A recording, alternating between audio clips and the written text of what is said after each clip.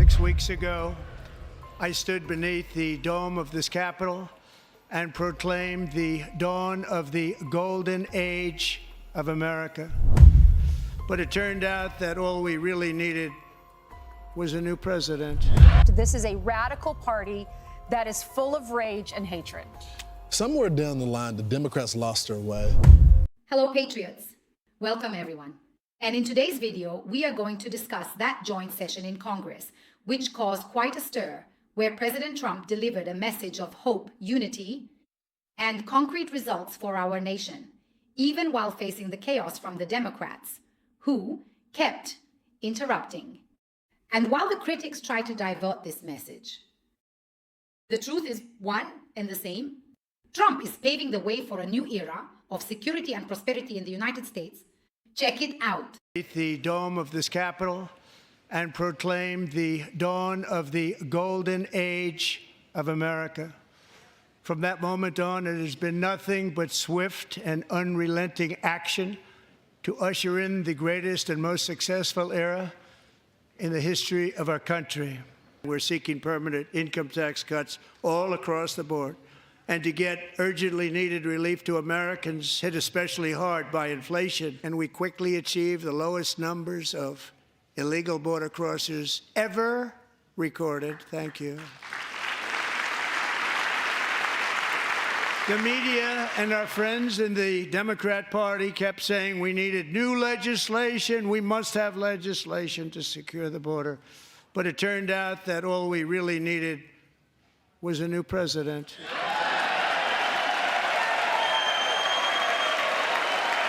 In January, the U.S. Army had its single best recruiting month in 15 years. 3.5 years ago, ISIS terrorists killed 13 American service members and countless others in the Abbey Gate bombing during the disastrous and incompetent withdrawal from Afghanistan. Tonight, I am pleased to announce that we have just apprehended the top terrorist responsible for that atrocity. Now, for the first time in modern history, more Americans believe that our country is headed in the right direction than the wrong direction. In fact, members are directed to uphold and maintain decorum in the House and to cease any further disruptions. That's your warning. Mr. Green, take your seat. Take your seat, sir. Remove this gentleman from the chamber. Democrats sitting before me, for just this one night, why not join us in celebrating so many incredible wins for America? For the good of our nation, let's work together and let's truly make America great again.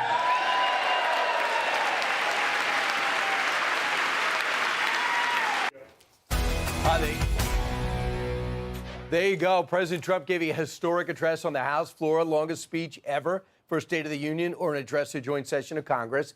I'm live from our nation's capital, and it is, I believe, we need a second source, it is Ash Wednesday. I'd like to take this time to say hello to my three anchors back in New York. Thank you very much, Brian. If today's Ash Wednesday, that means yesterday was Mardi Gras, Fat Tuesday, and a big celebration in that big round white building behind you, Brian.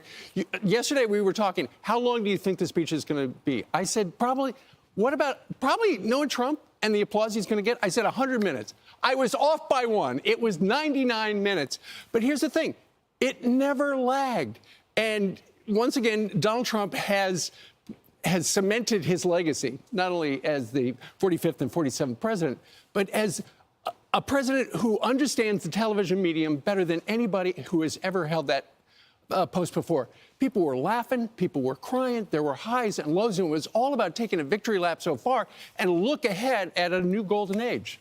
It was a missed opportunity yesterday. The president started the speech out saying, as you can see right at the beginning, Trump declared 3 words that signify a new era for America, showing that our country is on the right track. He highlighted real achievements, permanent tax cuts, relief for Americans affected by inflation, and the historic milestone to reduce the influx of illegal immigrants. And while the Democrats tried to interfere, the message was clear.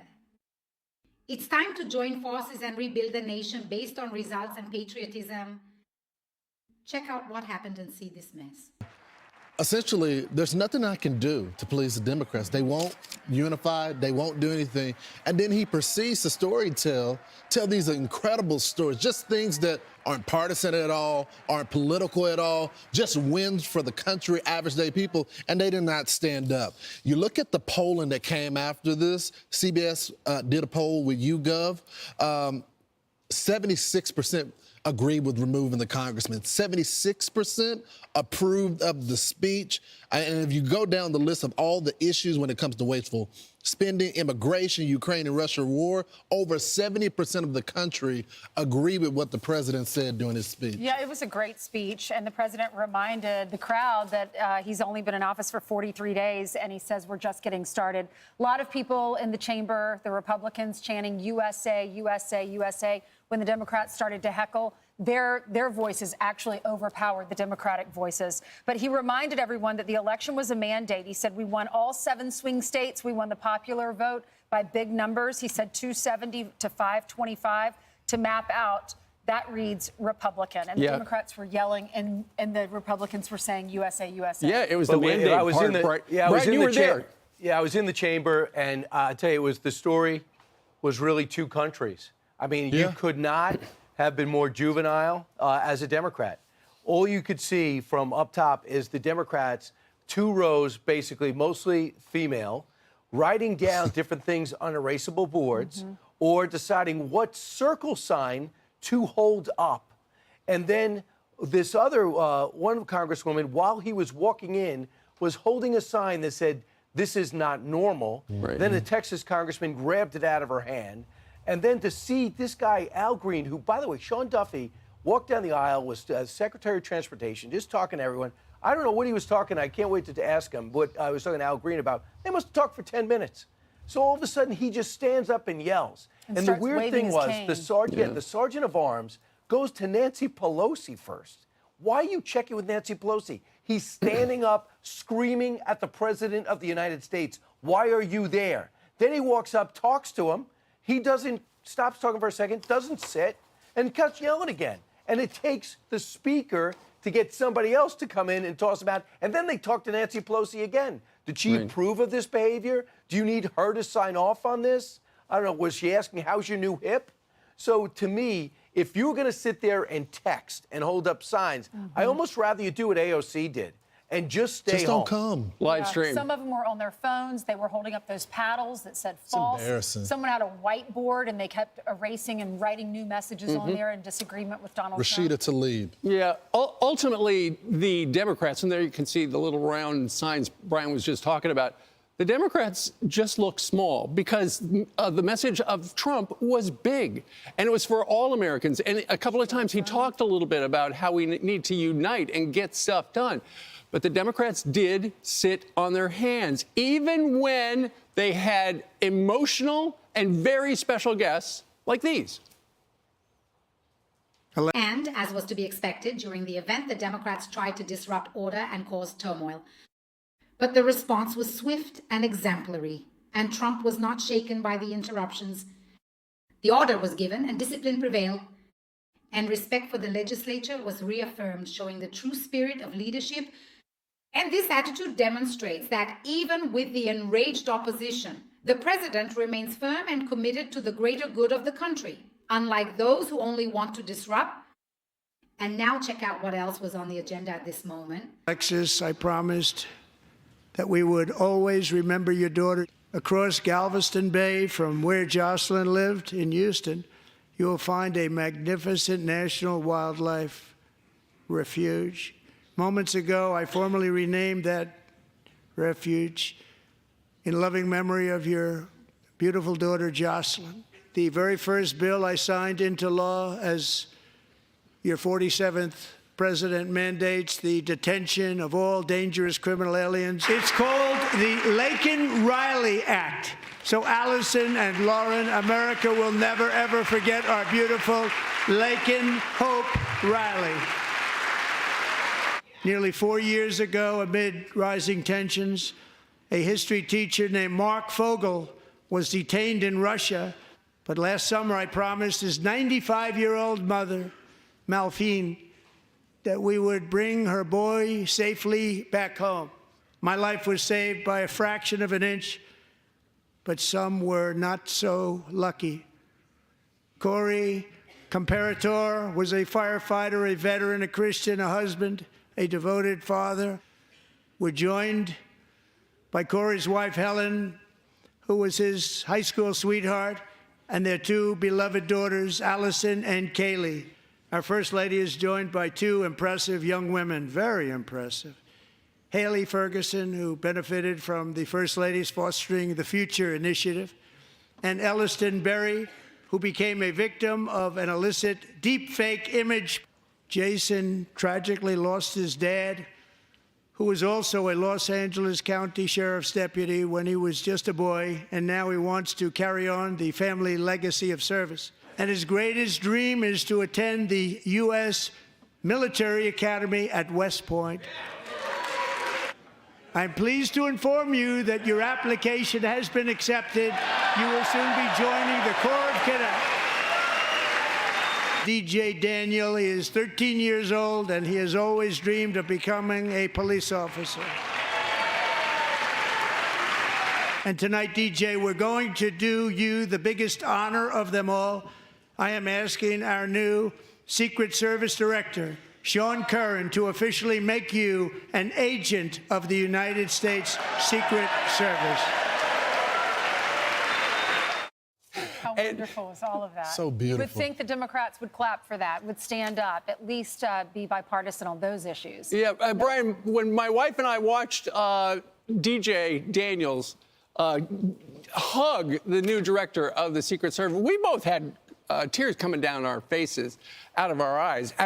It had to be like that, at least in half of the chamber that you were in last night. Yeah, people went crazy, and I looked right over to the left and thought, okay, this is going to be the moment where people have to clap for you a have to, right? 13-year-old, for a kid that was supposed to be dead at 5, who's sitting there at 13, overcoming cancer. I'm like, how can you sit? But instead, they sat and looked indifferent. At his new badge. I mean, to me, there was a lack of organization. I mean, I don't think Hakeem Jeffries said everyone sit down and ignore kids with cancer. Really? You're ignoring kids with cancer? You're ignoring the survivors of a murdered teen? You can't clap for the naming of a park? It was astounding. I just think it was embarrassing, but it's also sad. I mean, you have a group of people that aren't going to do anything for 4 years, and you saw them walk away from that girls in sports bill 3 days ago. They just didn't show up, half of them. You know, I saw 14 walked Look at that out. hug. That yeah, hug. they said, look at that, 14 walked out during the 17 ceremony. boycotted, 14 walked out. And Ted Cruz said, I have never seen such a disgraceful display as the Democrats put on. I've been to 13 State of the Union addresses. I've been to every one. I've never missed one. Every time Joe Biden walked into the chamber, I stood up and I clapped. This is a radical party that is full of rage and hatred. Somewhere down the line, The people approve and know how to recognize victory when they see it.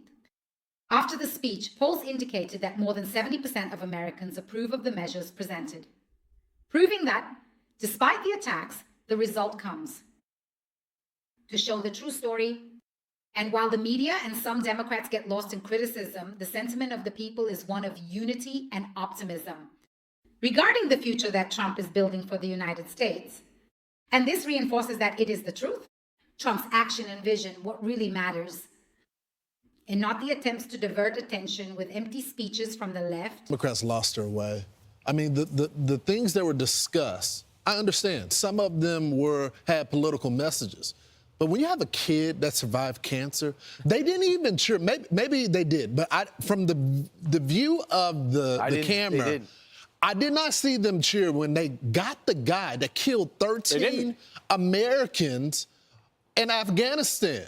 And I mean, it's just, I don't understand where they go from here.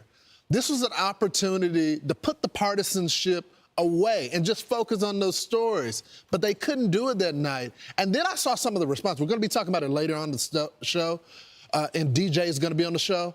Their explanation of why they did not clap, some in the mainstream media, is lunacy. Yeah. You didn't have to politicize that moment at all. But you got some of Nicole Wallace, who used to be a Republican, that just lost her way. Rachel Maddow. Rachel Maddow, that said that the reason why they didn't clap or the reason why they didn't celebrate is because the president has cut cancer funding. I mean, this is just nonsense. Well, we just saw the little boy, the 13-year-old boy, officially become a Secret Service agent right after the kid who was announced that he was going to West Point, the brand new Secret Service agent came over and gave him a high five. It was absolutely terrific. But DJ and his family, his father, are going to be with us coming up in the 8 o'clock hour of Fox and Friends. And I was reading a little bit about him this morning and his story. And when he found out that he was going to die from the brain cancer, he made it his quest to try to get sworn in to different police departments all across the country. And in fact, right there, he is wearing the uniform of the Houston Police Department. But now, of course, as he hugs Sean Curran, the director of the Secret Service, he is officially and look at Sean's a Secret face. Service. Look at Sean's. I mean, I've never seen the guy smile. He was one of the guys that tackled the president when bullets were flying, and it was just a beautiful moment. If you have a heart, you just... Poor child. What? I mean, think about what he's been through. Probably chemo, radiation, surgeries. Right. And half the chamber, the Democrats, sat on their hands when that happened right there. Do you have a heart? They sat on their hands when they recognized the family of Laken Riley, or and Brian and Lawrence, you were talking about this when they announced the capture of the mastermind behind the 13 killed at the Kabul airport. They just sat there. I mean, these are wins. Not for Republicans, right? For America, for the world. We did notice that, but the overall it was a common sense speech. That's right. It was a great speech. He talked about what he's going to do for America, and I think we just need to give him a chance. It's been 5 or 6 weeks. Come on, America. He also, the best line was what we played at the beginning of the show when he's talking about the border. The media and our friends in the Democratic Party kept saying we needed new legislation, but it turns out all that we really needed was a new president. That was the line. That was the line of the night. All right, 14 minutes. Brian, you want to say something? Yeah, Nancy Pelosi didn't stand for that either. No. That didn't surprise me. It was a relaxing night for her. None of them really did much. And Elizabeth Warren, she caught up on all of her texts. That was so rude. She was called out. And President Trump, even in the face of so many interruptions and criticisms from the Democrats, showed in the congressional session that he is committed to a new era for the United States. His message is one of hope, unity, and above all, real results for the American people. And that is what will change the course of the nation, while the opposition only hinders trying to create chaos. Comment below what you thought of the speech and also of this ridiculous reaction from the Democrats. Don't forget to share your opinion. Both you and your opinion are very important to us. I would also like to extend an invitation. If you are not subscribed to the channel, subscribe now for more videos like this one. And activate the notification bell so you don't miss any of our videos.